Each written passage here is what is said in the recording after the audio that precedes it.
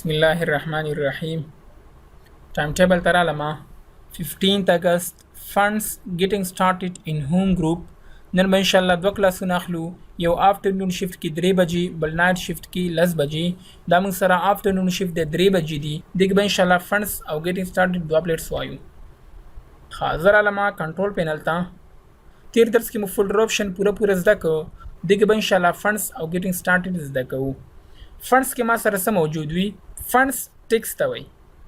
فنډز کې ما سره د خط ډولونه، خط ډیزاینونه را سره پکې موجود وي چې کوم تا انسټال کړي دي یا خپل وینډوز سره انسټال شوي دي. لکه فار ایگزامپل زه نوټ پیډ ته راغلم، دې کې فارمیټس ته راغلم، فنډز ته راغلم. دغه ځای کې چې دا کوم ډیزاینونه تاسو ته ښکاري، دا ډیزاینونه دې کې بعضې داسې ډیزاینونه دي چې کوم ما په خپله انسټال کړي دي، انټرنیټ څخه مې ډاونلوډ کړي دي، انسټال کړي مې دي. بعضې پکې داسې دي چې وینډوز سره انسټال شوي دي. صحیح ده که نه؟ بیا دې کې ما سره ریګولر، بولډ او ایټالیک هم را سره په دې کې موجود وي، سایز هم ورسره وي. کو فار ایگزامپل د فنډ څخه زه ډیلیټ کړم نو ما سره به په نوټ پیډ کې، ورډ پیډ کې، ایم ایس پینډ کې، ایکسل، ایکسس، وینورډ دې ټولو نه به دا ډیلیټ کېږي او ټولو کې به دا نه راځي. دلته بعضې ما سره داسې دي چې ما انسټال کړي دي او بعضې پکې داسې دي چې خپله وینډوز سره راغلي دي. صحیح ده که نه؟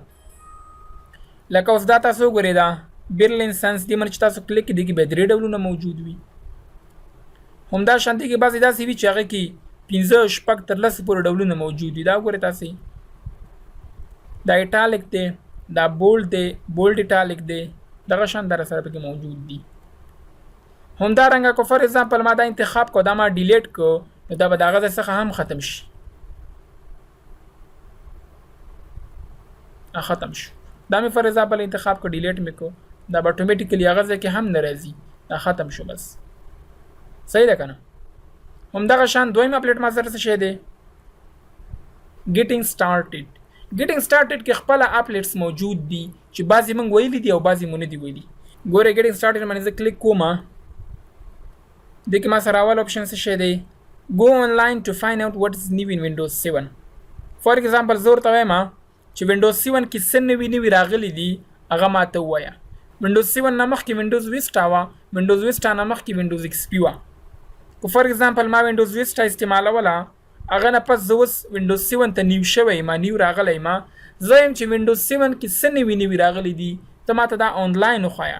ډبل کلیک به ورباندې وکئ، صحیح شو، یا سنګل کلیک ورباندې وکئ، گو آنلاین ټو لرن مور باندې کلیک کړئ، ته به ډایرکټ انټرنیټ سایټ ته بوځي چې کله تا سره انټرنیټ موجود وي نو تا ته به هغه انفارمیشن درکړي. هوم ګروپ به انشاءالله په نیکسټ لیکچر کې وایو، دا موږ سره دې ځای کې موجود دی. بیک اپ خو موږ ویلی دی، دا دی بیک اپ. پرسنلایز هم انشاءالله را روان دی، پرسنلایز به هم انشاءالله به وایو، دلته ما سره موجود دی. choose when to be notified about changes to your computer. دې باندې تاسو کلیک کړئ. دې ځای نه تاسو کولی شئ چې نوټیفیکیشن دپاره خپل آپشنز وښایئ. فار ایگزامپل درته وایي چې هیڅ کله هم ماته میسیج مه راکوه، ما مه نوټیفای کوه، ته به دا نه ور نوټیفای والي. که فار ایگزامپل ته چې هره خبره کې ما نوټیفای کوه، آلویز نوټیفای به والي.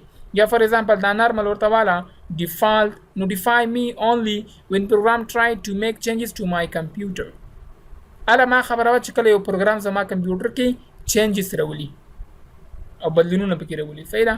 دا به اوکې کلیک کوئ، بس تاسو ته به دا چینجز سیو شي. یوزر اکاؤنٹ به انشاءالله به نیکسٹ لیکچر کې وایو. ټرانسفر فایلز ان سیټینګز فرام انادر کمپیوټر. دې دپاره به تاسو وینډوز ایزي ټرانسفر انسټالوئ.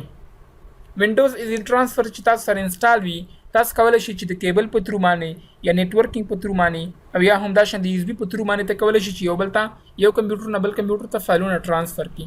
دې باندې به تاسو ډبل کلیک وکړئ. صحیح ده؟